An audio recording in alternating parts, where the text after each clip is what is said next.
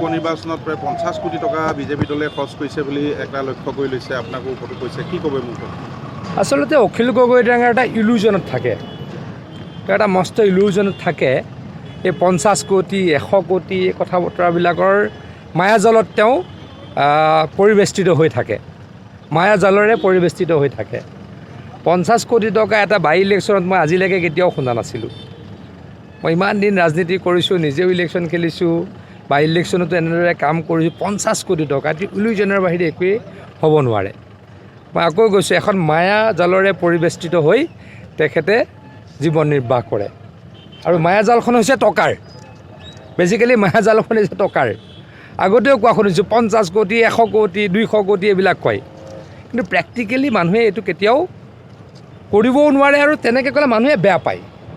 আৰু যদি 50 কোটি টকা আমি ইয়াত খৰচ কৰিছোঁ বুলি কয় কোনোবাই, তেতিয়া থাউৰাৰ মানুহে সকলোকে গালি পাৰিব। থাউৰাৰ মানুহে ক'ব কি আমাক বিক্ৰী কৰিবলৈ আহিছে নেকি, কিনিবলৈ আহিছে নেকি? থাউৰাৰ মানুহৰ কাৰণে এই অপবাদ, এইটো হৈছে অপবাদ। থাউৰাৰ ৰাইজক মই অনুৰোধ কৰিছোঁ, অখিল গগৈ ডাঙৰীয়াই যে কৈছে 50 কোটি টকা খৰচ কৰিছে, তাৰ বিৰুদ্ধে প্ৰতিবাদ কৰিব লাগে। থাউৰাৰ মানুহৰ আত্মসন্মানত আঘাত লাগিব এইবিলাক কথা ক'লে। কোনোবাই থাউৰাৰ মানুহৰ ভোট কিনিব পাৰে নেকি? থাউৰাৰ মানুহৰ ভোট কি পণ্য সামগ্ৰী নেকি? আমি সেইবিলাক কেতিয়াও কৰিবও নোৱাৰোঁ, ভাবিবও নোৱাৰোঁ। থাউৰাৰ মানুহক শ্ৰদ্ধা কৰি, সন্মান কৰি, আশীৰ্বাদ বিচাৰি, মৰম বিচাৰি আমি ভোট বিচাৰিম। ডেভেলপমেণ্টৰ কথা আমি কৈছোঁ বা ক'ম, কিন্তু থাউৰাৰ মানুহৰ 50 কোটি টকা কোনোবাই খৰচ কৰিছে, 100 কোটি টকা কোনোবাই খৰচ কৰিছে, এইবিলাক হ'লে কি হ'ব? থাউৰাৰ এচাম মানুহক, থাউৰাৰ মেক্সিমাম গৰিষ্ঠ সংখ্যক মানুহক অপমান কৰা বুজাইছে। এই অপমানৰ পৰাজয় নিশ্চিত, বেছিকটো হৈছে পৰাজয় নিশ্চিত হয়, বেছিকটো হৈছে পৰাজয়। কালি ইয়াতে 300 মানুহ লৈহে কৰিছে, 1,15,000 মানুহৰ সমষ্টিত 300 মানুহ লৈ পেলাই ইয়াতে কি কৰিছে, কালি সমদলতা কৰিছে গোটেই সমষ্টিৰ। তাৰ বাহিৰৰ মানুহ আছে কেইজনমান, ইয়াতে 50% আলী হুছেইন আহমেদ জাতীয় মানুহটো ইয়াত আছেই। ক'ৰ পৰা আহিছে? বৰপেটাৰ পৰা আহিছে, ধুবুৰীৰ পৰা আহিছে। গতিকে তেওঁলোক হাৰাটো নিশ্চিত। গতিকে হাৰিব বুলি জানিয়ে অখিল গগৈ ডাঙৰীয়াই উল্টা পুল্টা বকিছে। চাওক মাৰপিটটো কৰাটো নাই, তৰ্কাতৰ্কি হয়তো হৈছে, তাৰ কাৰণো আছে। কোনে জনাইছে বুলি কৈছে? অখিল গগৈ ডাঙৰীয়াই মোক জনাইছে, মই তেখেতক জনাইছোঁ। কালি মই নতুন এটা কথা দেখিছোঁ, আগতে মই দেখা নাই। মই তিনিবাৰ ইলেকশ্যন খেলিছোঁ, সৰুৰ পৰা ৰাজনীতিয়ে কৰিছোঁ, মই বিভিন্ন ইলেকশ্যনত ঘূৰি ফুৰিছোঁ। এনেকৈ কেতিয়াও আমি কৰা দেখা নাই, আমিতো কৰাই নাই, বেলেগেও কৰা দেখা নাই যে কোনোবা এজন দলৰ মুখ্য নেতৃবৃন্দ আহিব বা মুখ্যমন্ত্ৰী আহিব, তাত গৈ বেলেগ সমষ্টিটোত ক'তো ফ্লেগ নাই, সমষ্টিটোৰ বেলেগত ক'তো হোৰ্ডিং নাই। মুখ্যমন্ত্ৰী য'ত আহিব বা এই দলৰ বিশেষ দলৰ কোনোবা এটা দলৰ, প্ৰত্যেকটো দলৰে কৈছোঁ মই, নেতা আহিব, তাত তেওঁলোকে যে ফ্লেগ লগাব, তাৰ মাজে মাজে ৰাইজৰ দলে ফ্লেগ লগাই দিব। এইটো নতুন এটা পৰম্পৰা হ'ল।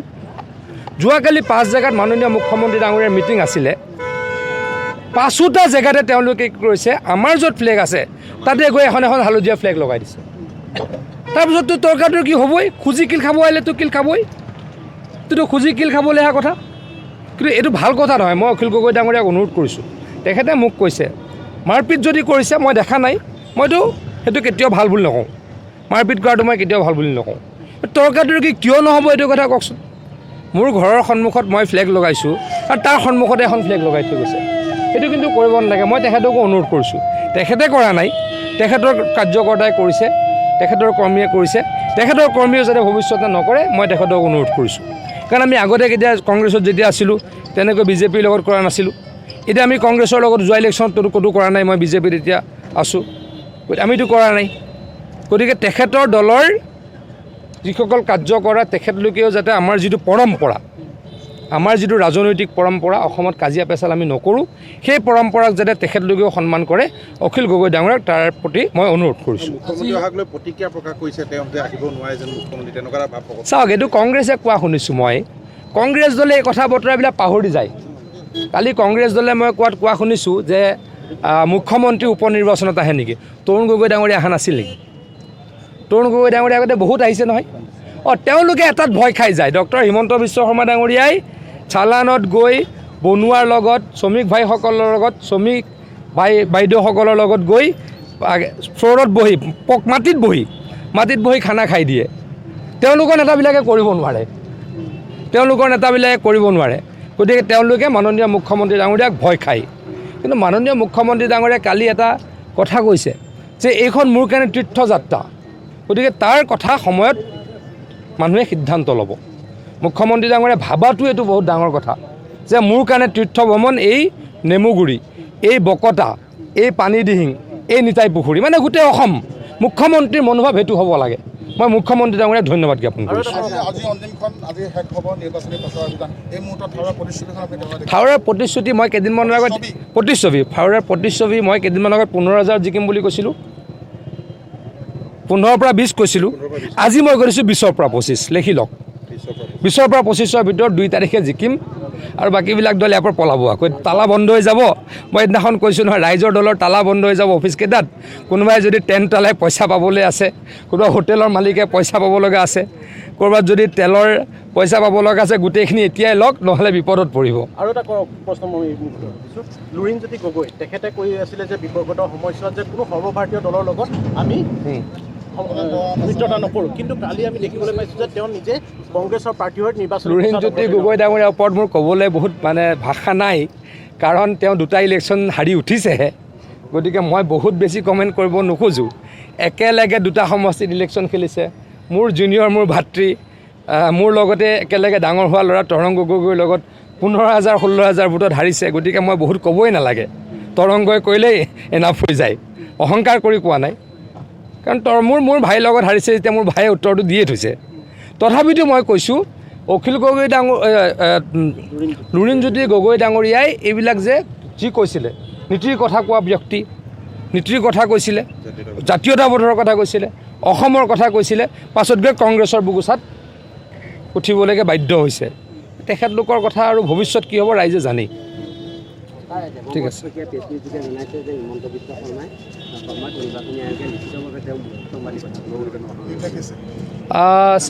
চাওক মইতো তেনেকৈ মুখ চম্ভালি কথা ক'বলৈ নিৰ্দেশ দিছে বুলি মই কোৱাটো শুনা নাই। এটা কথা মই আপোনালোকক ক'ব খোজোঁ, যি মানুহে ইলেকশ্যন খেলিবলৈ নাহেই, যোৱাকালি জিন্তু শইকীয়া ডাঙৰীয়া, দেৱব্ৰত শইকীয়া ডাঙৰীয়াই কি কৰি আছে? এই থাউৰাত তেওঁৰ লগৰে সমষ্টি, তেওঁৱে টিকট দিছে কেণ্ডিডেটজনক। হাৰিবলৈ দিলে নে জিকিবলৈ দিলে নাজানো, এইবিলাক সময়ে ক'ব। যিজন মনোৰঞ্জন কোঁৱৰ টিকট দিছে তেওঁৱে। কালি তেখেতে কি কৰিছে, কিমান অপৰ্যাপ্ত সময় তেওঁ কালি শিৱসাগৰৰ DC অফিচত ডিষ্ট্ৰিক্ট লেভেল মনিটৰিং কমিটিৰ মিটিং কৰি আছে। তেওঁলোকৰ অপৰ্যাপ্ত সময় আছে, আমাৰ সময় নাই। গতিকে আমি আহিবই লাগিব। তেওঁলোকে ইলেকশ্যনৰ কাৰণে অপৰ্যাপ্ত সময় তেওঁলোকৰ, আৰু আমি আহিবই লাগিব, কথা ক'বই লাগিব। উন্নয়নৰ কথাটো ক'লে কি বাধা আছে? আজি মুখ্যমন্ত্ৰী ডাঙৰীয়া আপোনালোকৰ ইয়াতে এখন মেডিকেল কলেজ দিয়াৰ কথা ক'লে, বেয়া হ'ল নেকি কওকচোন আপোনালোকে? কিবা কাৰণেতো হ'ল মেডিকেল কলেজখন, হয় নহয় কওক? তেওঁলোকৰ অপৰ্যাপ্ত সময়। গতিকে তেওঁলোকে যে নাহে, মুখ্যমন্ত্ৰী আহিলে তেওঁলোকে বেয়া পায়। তেওঁলোকৰ নেতাবিলাকে, কৰ্মীবিলাকে কয় যে চিফ মিনিষ্টাৰ হৈ ইমান আহিব পাৰে, আপুনি কিয় নাহে? তেওঁলোকে যে হৰুৱাবলৈ কেণ্ডিডেট দিয়ে, সেইটোতো কৰ্মীসকলে নাজানে। তেওঁলোকে হৰুৱাবলৈ যে কেণ্ডিডেট দিয়ে, অখিল গগৈৰ লগত সনা পুতুকা আছে, দেৱব্ৰত শইকীয়া ডাঙৰীয়াৰ অখিল গগৈৰ লগত সনা পুতুকা আছে। গতিকে ইয়াতে দুৰ্বল প্ৰাৰ্থিত্ব দিছিলে, কেণ্ডিডেট দিছিলে। অজয় কোঁৱৰ হৈ গ'লেতো খেলটো বদলি গ'ল হয়। সেইটো নিবিচাৰিলে। অহা ইলেকশ্যনৰ নিজৰ ইলেকশ্যনৰ অংকৰ স্বাৰ্থত দেৱব্ৰত শইকীয়া ডাঙৰীয়াই ইয়াতে দুৰ্বল প্ৰাৰ্থীক জবৰদস্তি কেণ্ডিডেট হিচাপে নিক্ষেপ কৰিলে। কিন্তু আকৌ কৈছোঁ, নিজৰ ইলেকশ্যনৰ অংক আছে অহা বছৰ। অখিল গগৈ ডাঙৰীয়া কিজানি কেণ্ডিডেট নিদিব নাজিৰাত। মই আগতে কথাবিলাক কৈ থ'লোঁ, বেছি আগতীয়া হ'ল। তথাপিতো আপোনালোকে এইবিলাক ৰেকৰ্ড কৰি থ'ব পাৰে। মই এনেই কথা নকওঁ যে তেওঁ কি কৰিছে, তেওঁ আহিব নোৱাৰে। কালি কৈছোঁ, ইয়াতে ইলেকশ্যনৰ ভৰপক। আজি লাষ্ট কেম্পেইন। দেৱব্ৰত শইকীয়া ডাঙৰীয়া ক'ত আছে? যোৱাকালি DC অফিচত আছে। অপৰ্যাপ্ত সময়। গতিকে তেওঁলোককতো মানুহে কুৱেশ্যন কৰিব যে দাদা আপুনি কিয় নাহে? মুখ্যমন্ত্ৰী ইমান আহিব পাৰে, আপুনি কিয় নাহে? গতিকে তেওঁতো এইটো উত্তৰ দিব নোৱাৰে যে অখিল গগৈৰ লগত মোৰ সনা পুতুকা আছে, মই এইটো ইলেকশ্যনত নাযাওঁ, অহা ইলেকশ্যনত তেওঁ মোক সহায় কৰিব নাজিৰাত কেণ্ডিডেট নিদি বা দুৰ্বল কেণ্ডিডেট দি।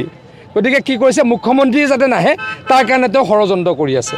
সেই ষড়যন্ত্ৰ নৰজিল মুখ্যমন্ত্ৰী ডাঙৰীয়াক ইলেকশ্যন কমিশ্যনে বাৰণ কৰা নাই।